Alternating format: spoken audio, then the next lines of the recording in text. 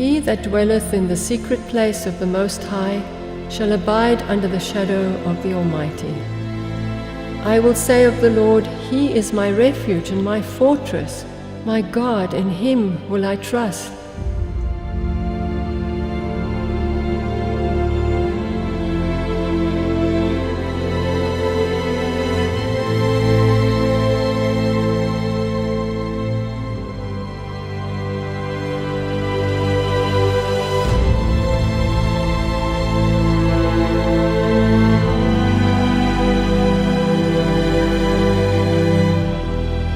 We have nothing to fear for the future, except as we shall forget the way the Lord has led us and is teaching in our past history.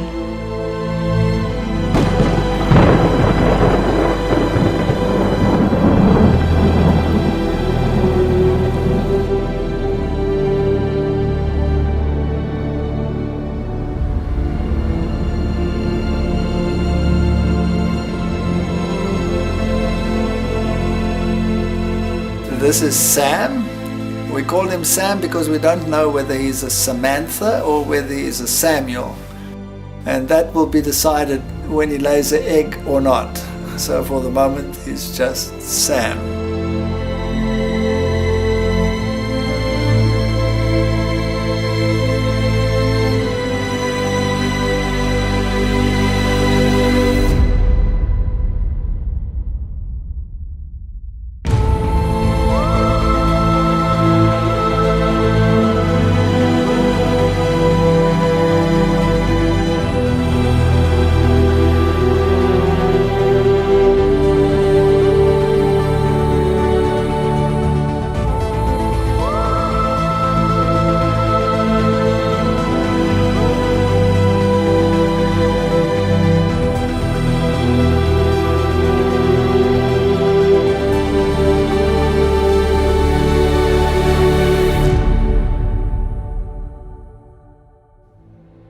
Well, Sonica, we're going to talk about dwelling in the secret place.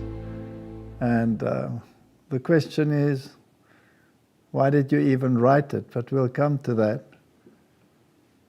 And you wrote rather personally about your own life and how you see these things. And, well, let's say we opened up our soul a little bit. Mm-hmm. And you started off with your childhood, and you wrote it very carefully. And the idea in this whole book was not to accuse people, but just to tell a story, and to also try and bring across how God changes people, and that the road, just like in Bunyan's book, mm-hmm. is not always an easy one, eh? It's not always an easy road. And some people might think, well, if it's so hard, then I'm going to give up. And especially if those that you think will treat you in a Christian way don't always do that, some people might think, well, why do you take it? Why don't you just leave? And I think you get to the point then where Jesus was when he spoke to all of those people, and they said, this is a hard teaching, who can bear it? And many of them turned and left him. And he turned to his disciples and he said, do you also want to go? And Peter said, where shall we go, Lord? You have the words of eternal life. And this is one of those situations. So the book, I don't think, was written from the departure point of exposing things that go wrong, but rather wanting to encourage people to hang in there even if it does go wrong. And God uses situations, even if you're not even a Christian yet. I think He used both of us and to go through these experiences so that when we get to a point where we have to accept truth and there's so much opposition and the enemy is so angry that you will be able to deal with it. Because if you haven't been through trials and things, you will not become stronger. Correct. So, yeah. Now you state in your book that biting the hand that feeds you is one of the components. So why did you write that? Well, when you're young, you're innocent, and you think everything is beautiful. You don't realize that there's an enemy. You don't realize that there's danger. And that's why God also says in the Bible, he says, lest you become like little children, you cannot see the kingdom of heaven. So you need to be innocent in that way, but it will bite you if you don't understand that there's an enemy, and that you will one day, somebody will hurt you, and that you will be. So you started your story and the life story with the hand, biting the hand that feeds you. You're trying to help someone and it backfires on you. In your whole life, you're learning step by step that you have to be very careful whom you trust and what the enemy has in store for you. Yes, it's a very, very intricate situation, and particularly because people are involved. You don't want to hurt people, but you want to bring across certain concepts. Mm-hmm. And so you change the names of the people so that, I guess if they read it, they can probably recognize themselves. Yes, but the purpose of the book was not to, as you said, accuse people. It was to show how God uses people to shape us. Yes. And to mold us. And even if you are not a believer, God creates circumstances that make you ask questions, and God creates circumstances that bring you to the point where you might make decisions. And anybody that looks at this world will say this world is a very unfair place. Mm-hmm. And it's a very painful place very often. It has its ups and it has its downs, it has its joys and it has its sorrows. But you are shaped by your environment. Yes, and I believe, and I don't know if it's really true, but I believe God already shaped us before we were Christians. He brought us through all these trials with your background, my background, and he actually, I think he planned us to be together, because it doesn't just happen by chance. Nothing happens by chance. It's either providence mm-hmm. or something that you cannot define. Now, we know there's an enemy. Now, when we were still in the heathen world, and you came out of this occult background, and I came out of this religious conflict background that eventually led me to atheism, then you ask yourself the question, was God there from the beginning? Were the angels involved in our lives? Did the devil watch the situation? Does he watch people? And does he draw conclusions, perhaps, by what is happening behind the scenes that we cannot see? And does he target some people more than others? Mm-hmm. These are questions that pop up in the mind. Every person has an angel watching over him. So I assume that Satan knows something that we can't see.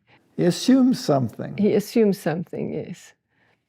Now you tell in your story, you say that you were the only child that didn't go to church on Sundays, and I know why, because your parents had a major problem with the churches. They were into occultism, or your father in particular. Yeah, and my mother was raised in a Christian home, and she wasn't very comfortable with a Christian lifestyle. And so she went into the world, and anything goes when you're in the world. You know, you accept anything. And my father, the same thing. He was also raised very strictly as a Christian. But the two of them decided they would explore anything else but the Bible. And so but your father actually did explore the Bible, but he explored it from another angle. Yes, he believed that everything is misinterpreted in the Bible, and that there's a lot of spiritualistic things in the Bible. And he was looking for an esoteric truth. Yes. In something that is actually written as an absolute truth. Yes, and so he told us not to go to church. He said they will lie to you, they will deceive you. But I had this longing to know what is in a church, because my friends were all Christian, and I thought to myself, now why is God locked up in a church? At one stage I went from church to church during the day, and I tried to find out what's in the church, but they were all locked. How old were you? I was probably about 10, around there. And then everything was locked, and I said to myself, why is God locked up in a church? How good can he be to the world if he's up in there in a church? And so it just shows you how little knowledge I had about God. And then I found this little chapel. It was a little stone chapel that was open. And I actually went inside, and I said, wow, this is... My life was hard. I had a tough life as a child. And yes, I'm a little bit emotional. Now I know that you had a tough life. And I know the circumstances because you told me. Yeah. But yes, it's a rather sad story. But you told the story without telling the story. Yes. Because you don't want to hurt people. Yes. So you tried to find refuge with a God that you didn't know. Yes. And all your classmates and all your school friends, they were all church going, but it was customary in South Africa for everybody to go to church. Yes. Of course you went to church, it was the thing to do, and you were the odd one out, so you were really in the minority, and you probably had some peer pressure. Yes, there was a lot of peer pressure because my grandmother sent me a beautiful Bible. Now, she was very religious. And I took this Bible, it was a thick Bible with golden letters, and I took it to my teacher, and I showed her. And she said, yeah, that's nice, whatever. So I put it in the desk, and after break, it was gone. Somebody had stolen it. And yes, whatever move I tried to make towards God was almost like there was a wall every time. And I remember you told me that the pastors of the other churches, they were not exactly very open towards you because they knew what background you came from. They despised what your parents or your father stood for. And so instead of being inviting towards you, they treated you like dirt. Let's just put it that way. Well, that was also part of the plan, I think, of God, so that we could meet, you and I, eventually. Well, in actual fact, they treated you so badly, some of those pastors. They scolded you. You had to walk how many kilometers to go to church on Sunday, and the only one because your parents wouldn't take you to church?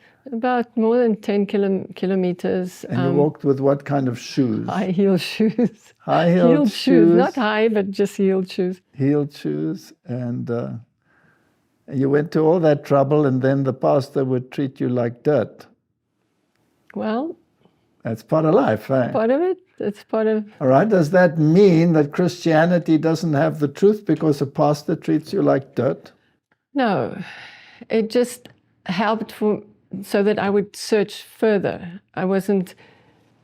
If I had stayed with that church, I would probably not have discovered the truth. So God didn't allow me to stay there. I moved on, and we started searching later on. Now, these friends that you had some very strange friends. The one was the daughter of the pastor, right? Mm-hmm. So, and then the other friends that you had came from a very dubious background, where the parents were more into prostitution than anything else. Mm-hmm.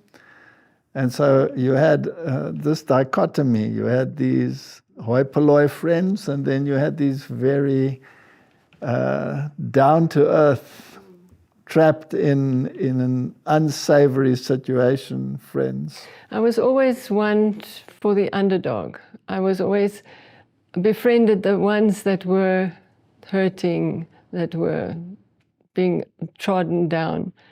So that was... And in school you were also trodden down, weren't you?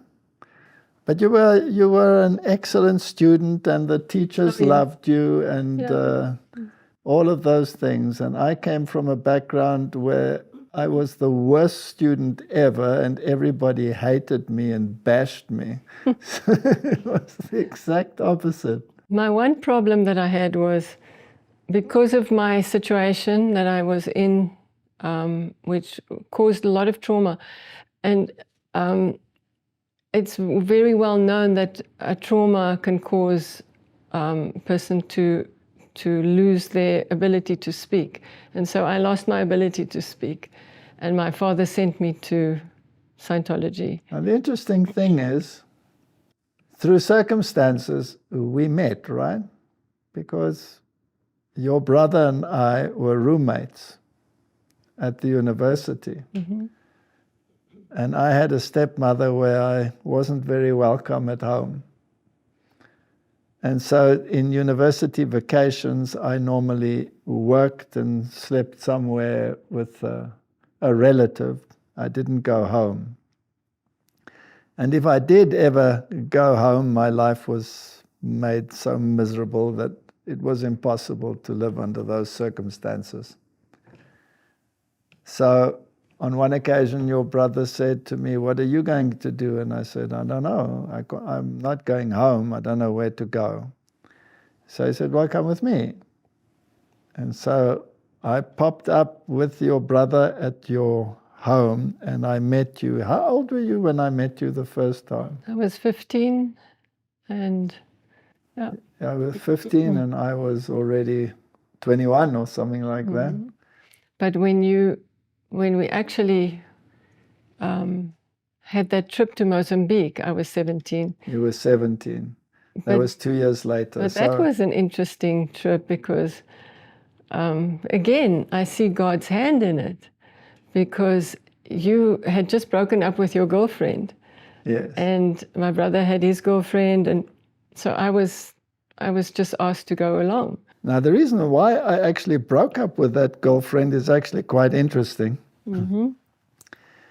Because she was quite pretty, and she won a beauty competition. She became Miss of a certain district in the country. And this, of course, brought a lot of attention her way. And her whole personality changed overnight. Mm. Is it possible that something like that, winning a beauty competition, can change your personality so that everything that you value falls apart? It's possible, Sure. And we have to be careful that... So God wants a humble and a quiet spirit, and as soon as that humility disappears. So I couldn't live with that changed individual. It was very hard for me to accept that you can't live under those circumstances. You have no faith in a person being faithful, for example, especially if they revel in that situation. And under those circumstances, we were all planning to go on a trip to Mozambique, your brother and his girlfriend, and I was going to tag along because the one that was going to go with me was no longer going to go with me. And, you know, 2 is company, 3 is a crowd. What was I going to do there? It was a very uncomfortable situation. But we had already financed it, and I'd already promised. I had a car, so how were they going to do this if I didn't, make it possible? And there you were 17 years old. And we decided, okay, you can come along. And we went to a tropical island. Yes. It was the island of Magaruk. There was nothing on it, right? It is the most beautiful, in those days, it was the most beautiful places to be in the Indian Ocean, off the coast of Mozambique. And there was nothing on this island. But on this island, I actually started to get to know you. And we were sitting on the beach, and you could just hear the waves, and you could hear the birds in the trees. And then suddenly you said something to me out of the blue. Can you remember what you said? I said people are like stones. Yes. So why did you say that?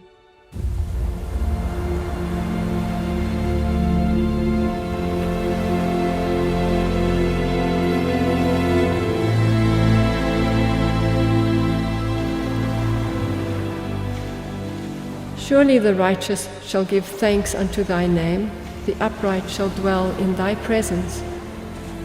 And my people shall dwell in a peaceable habitation, and in sure dwellings, and in quiet resting places.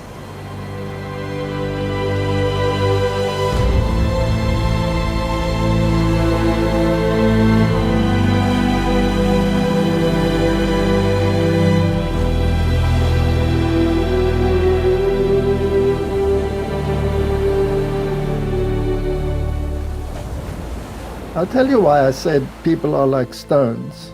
Because my whole life, I kept all my troubles to myself. I had never opened up to anybody ever in my life. So what made you suddenly open up? I don't want to flatter you. You might get a big head. But not even with this previous girlfriend, and it was a very serious case, that previous girlfriend. And not even to her had I ever opened up about why I was like I was, or why I ticked like I was, or like I was ticking. But I saw in you something that I'd never experienced before,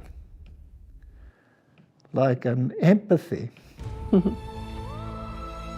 And so maybe a crack appeared. Yeah. And so I remember we talked almost through the night, sitting on that beach. And you told me a little bit about yourself, and I told you a little bit about myself. And some of the things were probably hard to believe, because if I told you about my relationship with my stepmother or anything like that, you always had such trust in people that you couldn't believe that people could actually be like that. That is true. I was that person who always thought that everybody else is good, and I never understood that somebody could be so bad. And but it And yet you experienced it in your own house. Yes. But I mean, I was never ostracized or driven away from home like you were. And that's why, to me, that was strange, because in our home, there was love and there was kindness. Yes, I also looked at your home, and it was hard for me to realize that you were actually all in harmony, even though things were not going well behind the scenes. To the public eye.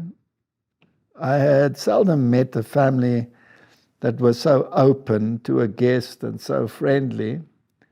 And I developed a very good relationship with your father, particularly, and your mother being the one who was the studious one. Your father was the romantic one, the one who was always searching for the unknown.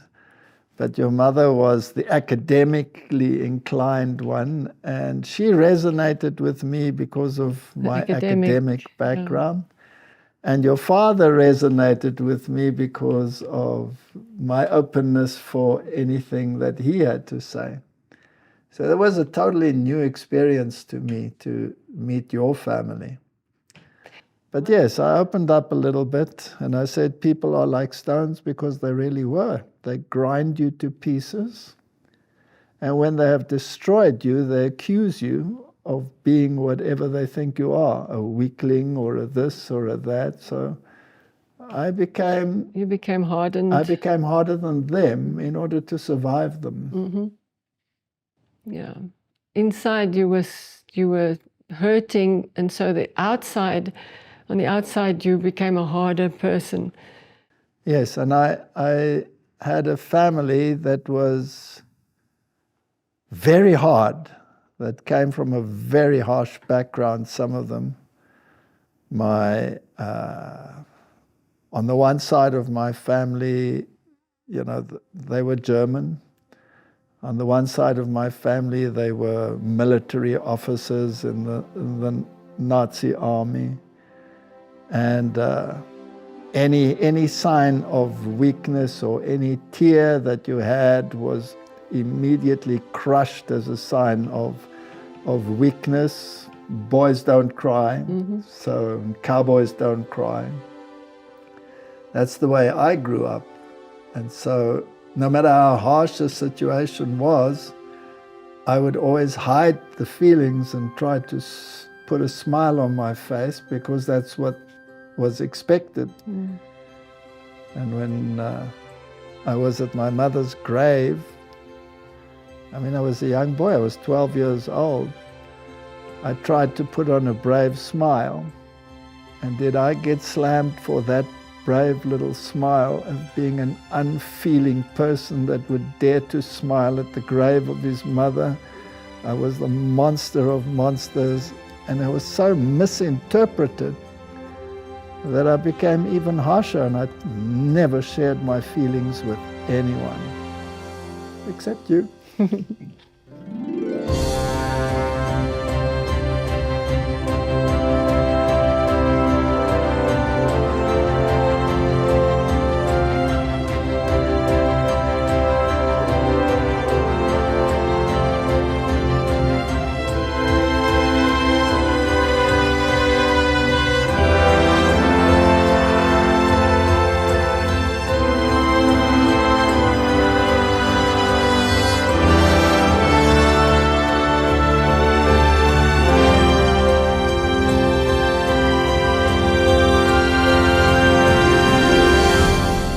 Can you remember what you told me about your father and the piano lessons?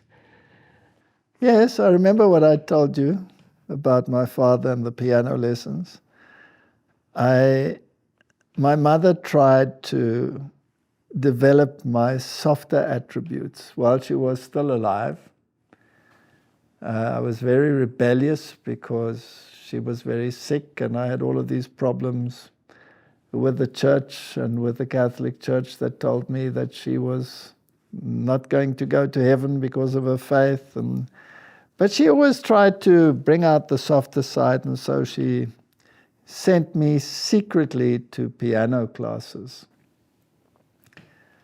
And I would probably not be the greatest musician ever. I always say when I get to heaven one day, Gabriel will supply me with a triangle and tell me when to go ping.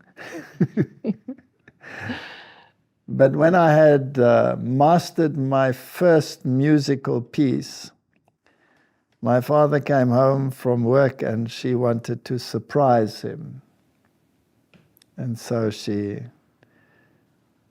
said, sit down, and she made me sit down at the piano and play this piece, and my father exploded as to how dare she make a boy go and take music lessons and become a sissy. No way was his son ever going to do music and become a sissy. And that was the end of my musical career from that day on. I was probably about 10 years old or something like that. And yet you are very musical, you just don't know it. You have a good voice. I don't know whether I'm musical. One day in heaven maybe I'll pursue it, but now I will concentrate on other things. But I appreciated that you like music. Well, in any case, once you have opened up to a person, it creates a certain bond. And you had a certain background, which I don't think you shared with anybody ever, right? No. You never shared it with anybody. No. I think I'm the only one who really knows the whole story. And the whole story is not in the book. No. Because you cannot put it in a book. No. So God takes those people, and I think He has compassion. No, you're making me cry again. Yeah, give me one too. Yeah, He has compassion. He's a good God.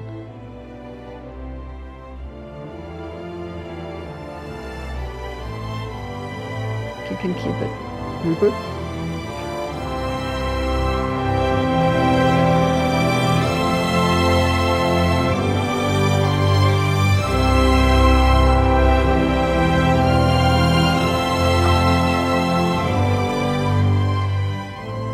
But thou, O Lord, art a God full of compassion and gracious, long-suffering and plenteous in mercy and truth.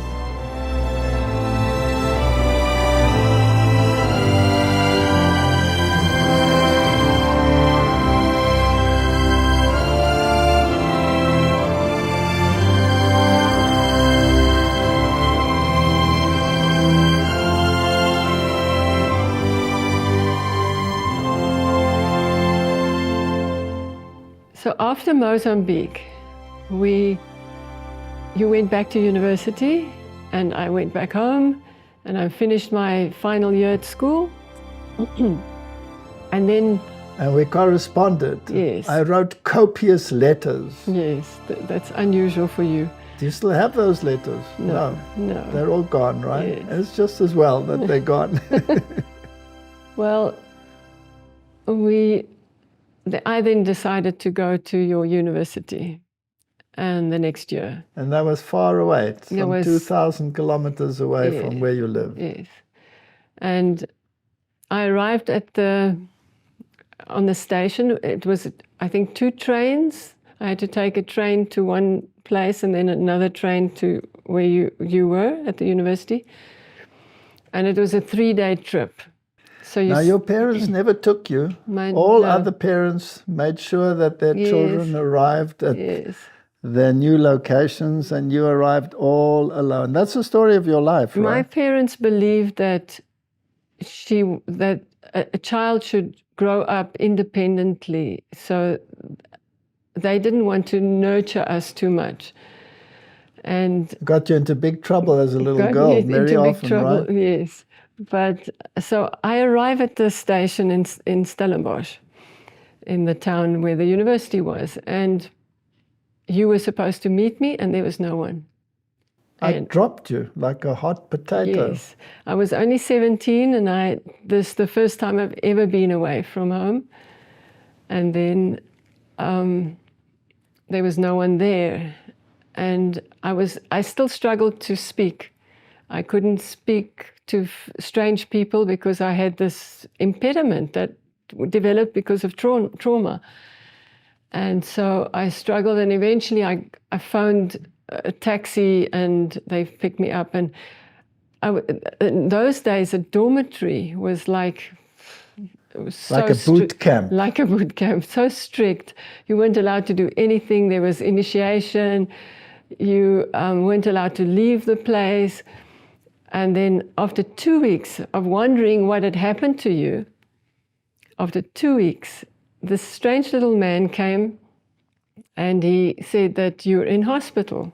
He was a very strange little man. I liked him a lot. He was your friend. He was a friend of mine. He was studying for a PhD at the university. And we were basically postgrad students together. I was already teaching when you arrived as a very junior, sort of like almost like a bursary teacher. Mm-hmm. And this man was from New Zealand, and he was very strange. He was working on his PhD on chameleons.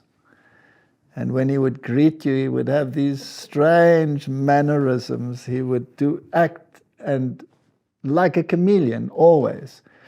So if somebody was introduced to him, he would say, "How do you do?" Like a chameleon. He was very funny. And he was also a perfectionist, absolute perfectionist. So he would order his pens on his desk in a very particular sequence. And I was, of course, a terrorist. I loved to destroy his perfection. And so I developed a way of breaking into his office using a combination of keys and then just switching 2 pens around. And then wait for the scream of disgust. And he would never find out who it was. And this strange little man, he's the one who came to you. Mm-hmm. And he said, "You're in hospital." And then the matron, she said, "Go with him, but you come back straight away afterwards." And so there you were, lying there totally so sick because of malnutrition. You hadn't eaten properly, you didn't have enough money because your father disowned you at that point, and you got terrible infections, and you were just too weak to get up and come to the station to fetch me. Yes. So at that stage, I had been disowned because of my stepmother. Mm-hmm. Who said that he should not support someone like me. And at some stage, I took you to meet them. Mm-hmm. When I got back out of hospital, I took you to meet them. And she greeted you with the most horrendous words that I'd ever heard anyone say to anyone. And you still said to me, "She can't be that bad. I think you're exaggerating." And the very first words that she said to you were so devastating. What did you do? Yes, she said, she carried on and on about that you're going to inherit everything that she should be getting. And I was surprised. Why say this? And then she said to me, then she said to me, "I'm a little tramp," or something like that. A slut. Something like that. And then I started crying because I've never been treated like that before. No, she basically said to you that if you ever marry me, you will be inheriting what she should be inheriting. Yeah. And therefore, by being a slut with me, you were going to inherit something, and you couldn't handle it, and so you burst into tears, burst into tears, and then she said to me, "I hope you cry for the rest of your life." And those words kept on coming back to me during my life, through my life. I hope you cry for the rest of your life. Well, fortunately, the Bible says a curse given unrighteously does not alight. Yes. So had you known the Bible at that stage, you could have shaken it off. Would have been comforted that no curse that any person or a demon or anything can put on you can affect you if you have Christ. But I must tell you that the way that you are and your whole demeanor and your character, you totally won my father's heart. Mm-hmm. Yeah, he was. And as a result of you and me being together, his whole attitude towards me changed. Mm. And things became so much better. Mm. And then later on, we had to actually meet my father in secret without her knowing about it, so that if we should come through to the town where he lived, we would phone and we would arrange to meet somewhere in the foyer of a hotel or something like that, just so that she wouldn't know about it. He was a sweet man. He was a hard-working German, and he obviously... He was just also intimidated by her fury. Mm. Well, we finally did get married. Mm-hmm. And I remember it wasn't easy in the beginning because you were so timid, and you couldn't speak when other people were present. And so I always knew exactly what you wanted to say or what you thought. And so when they asked you questions, I answered them. Yeah. And my colleagues and my friends, they always asked me, what's the matter with this girlfriend of yours? And why do you even stick to her? I mean, she doesn't speak and you always speak on her behalf. What's wrong with her? And I don't know how you handled that. How did you handle those academic friends, PhD students and all of them? How did you handle them? I was terrified of them. They scared me, and I couldn't even look at them. They were so arrogant and so hard. But yes. So how did you eventually actually learn to speak? Time heals. Time heals scars and things. But we got married, and we started a family, and then things started from a very good, it used to be very good, our situation, and then it started to deteriorate. And you started to get a lot of stress at work, and the people started to be envious. Yeah. And you started to become dark, sort of not dark, but not even depressed, but that the old person I knew was not there anymore.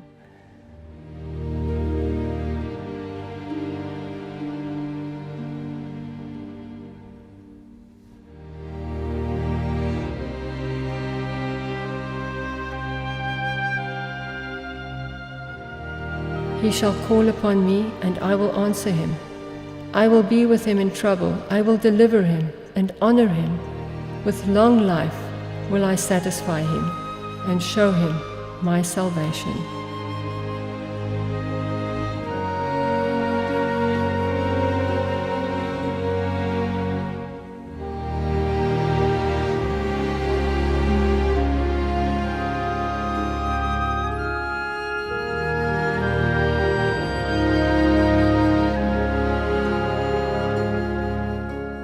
What happened? I don't know what happened. I guess the pressure of university, the pressure of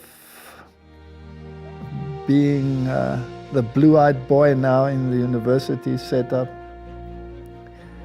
and striving towards getting better positions. And I was an atheist. There was no God to ever go to, and I guess life was just such that one develops a very hard shell. And when our first son was born, you remember that while you were pregnant, we were living in a house and all kinds of occult things happened that you explained in the story, in this haunted house. And finally we moved from there back to Stellenbosch because we'd left the town where you had studied and I had studied because I got a job at another university, and then we came back, and then Martin was born. And at that stage we lived in a derelict little farm cottage, which was a laborer's cottage. And it had cracks in it that you could put your entire arm through the wall. And the winters in the Cape were very harsh. And it was up in the mountains and everything was full of snow. And it was cold. And it's all that we could afford at that stage. And when he was born, you lost a lot of blood. And we found out that you really have a problem with the coagulation of your blood. You are what one would call a bleeder. And you'd lost so much blood, and there was nobody to help you. My stepmother would never have helped you. My father lived in another town. Your mother was 2,000 kilometers away. There was nobody to help us. And you fainted many times. Yeah, right? many times I would faint and then wake up 4 hours later on the floor and the baby screaming, hungry. And then I would feed the baby and then I would faint again and wake up a few hours later again. So. And I had to be at the university. Yeah. But at that time, it was a hard time for us because riots started. That was a very bad time, and we moved back to town, and because it was dangerous for me. But then things got better financially eventually, and we moved from that into a little semi-detached house. And my father helped us at that stage again, so he had softened so that we could actually afford a little semi-detached house that we were paying off. And our daughter was born there. And then we moved to a new house. We sold that one and built a new one. And then the third child was born. And then the third child was born. And that was Robert. And at that stage, my father was going through divorce with my mother, and so he came to live with us. And that's when a lot of things happened as well. A lot of occult things, which you describe in the book. If you dabble in occultism, then your life becomes darkness. Yeah. And there's no way out. You are trapped. So I actually feel sorry for people that are deeply involved in occultism. They have this constant feeling that they are moving to a higher plane, but they are trapped in something which takes all joy out of life. And you can see these people, very often people in very high circles moving in these occult environments, that eventually many of them commit suicide. And especially at the university, the academic people are mostly non-Christian, and mostly they dabble in occultism and spiritism. Yes, I remember that one of the lecturers there with which we were very well acquainted was actually a high priest in the Church of Satan. Yes. So these are actually realities that take place. And all of these occult things, I mean, what happened with Robert was just inexplicable. And you tell the story in the book. And how we eventually, through this, went back to the Roman Catholic Church to try and find some exorcism to relieve the problem. Now, it didn't go back to the church because you believed in God. No. You went back to the church because it was like going to the chemist, finding a cure for your pain, not because you wanted a relationship with God. But isn't that so well planned by Satan to bring this calamity upon us, and then he brings the remedy, the Catholic Church. And yes. So and then there's this peace and this quiet. Yes. And then your conscience starts working on you and you say, well, I'm an atheist. How do I deal with this situation? Is this fair to accept the cure without acknowledging the one who brought about the cure? Mm-hmm. So what do you do? And then that exorcist that we met, you don't mention his name, you change his name in the book. Yes. And I went to drive to go and fetch him at the convent. And when I met him, he told me what was happening in my house with me not having told him anything. That literally blew my socks off. That took the carpet right from underneath me, and someone who's... And you thought that they have some power that you don't know of. It was like, it was drawing you in a way. Yes, it was drawing me because I have this up and down philosophy as a scientist. There must be cause and there must be effect and there must be laws of thermodynamics, and all of these things fell outside of those laws. Mm. And you couldn't deny the existence of the supernatural. Mm-hmm. Remember when we played Ouija board? Yeah. We built our own little Ouija board. Remember when we put our fingers on that glass and how it spelled out, go to hell. And what happened to the glass then? Shut off. It just shut off. And there was no way that we had anything to do with that. Mm. And the hairs on the back of your head go up and you think, what happened now? And then you realize that there's something supernatural. And from that day on, our life was hell. Mm-hmm. Absolute hell, because you had opened a door to a demonic presence in your house. Yeah. But you don't know that it's a demonic presence. You think it's you.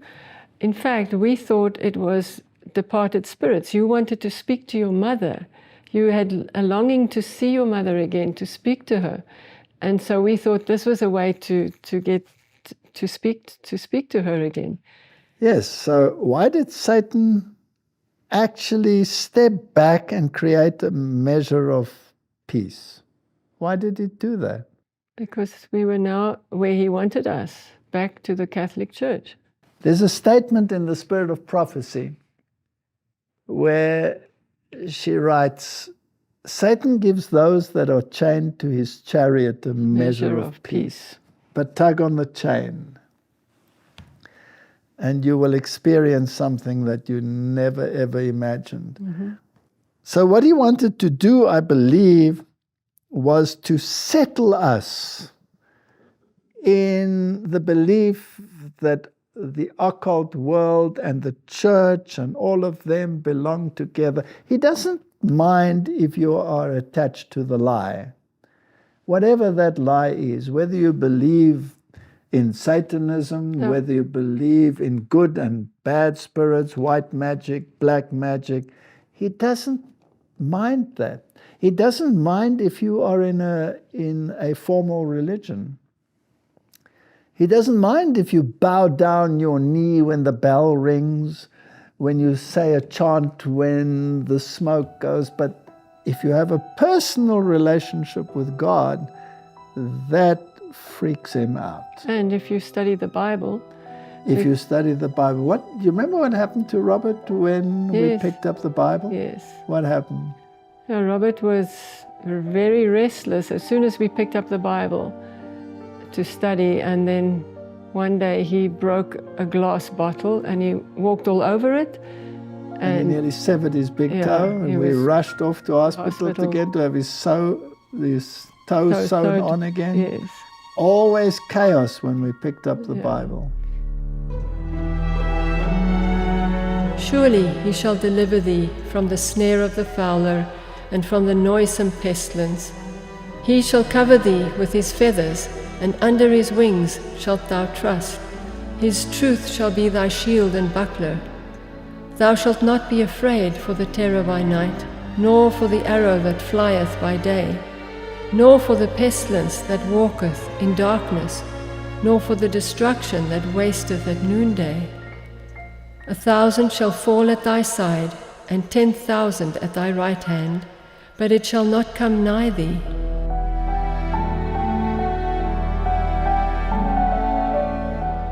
Now this Catholic priest, he was in his 70s, I would assume, right? Probably.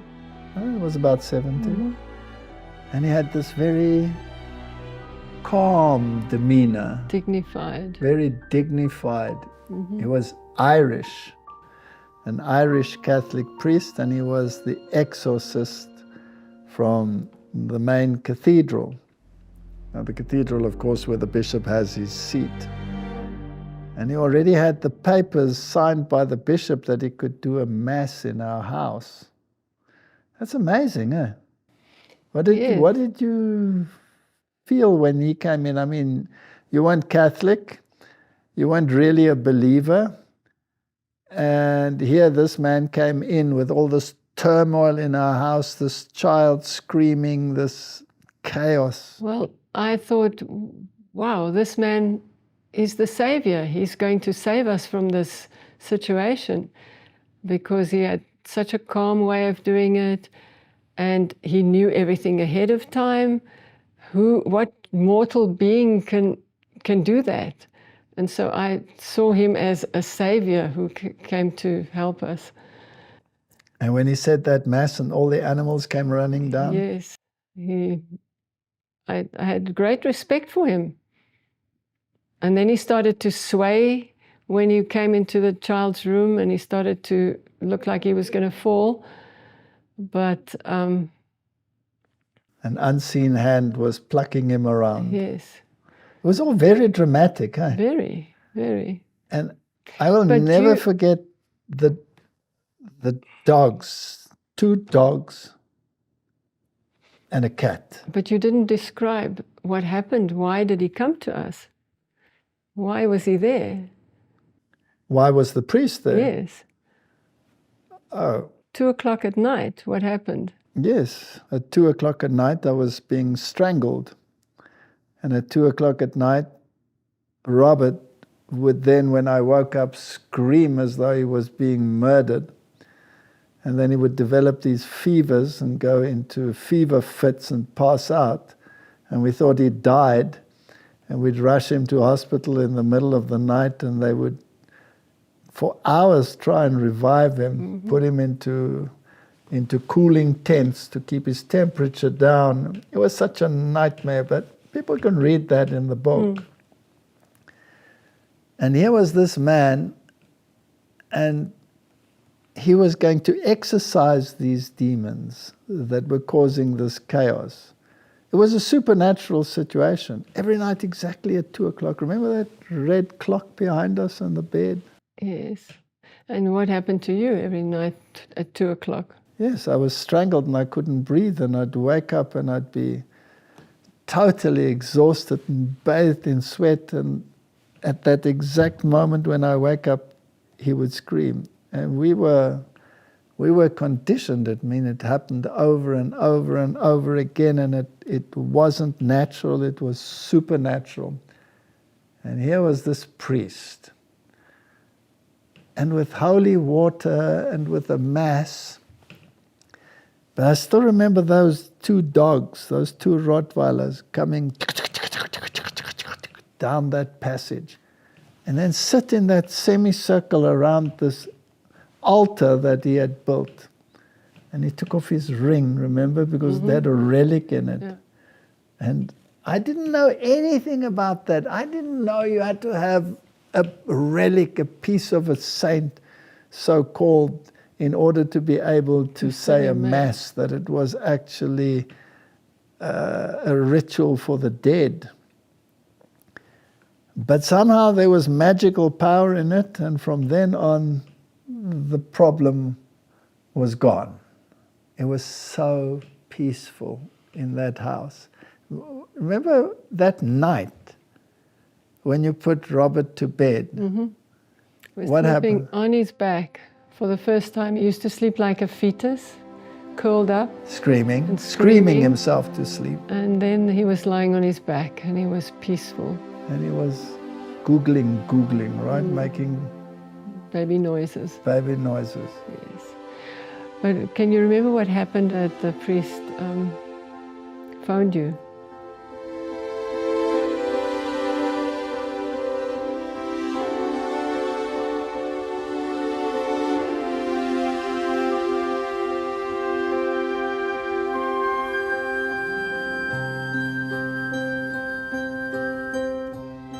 In the way that leads to the city of God, there are no difficulties which those who trust in Him may not overcome.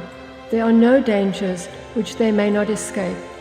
There is not a sorrow, not a grievance, not a human weakness for which He has not provided a remedy.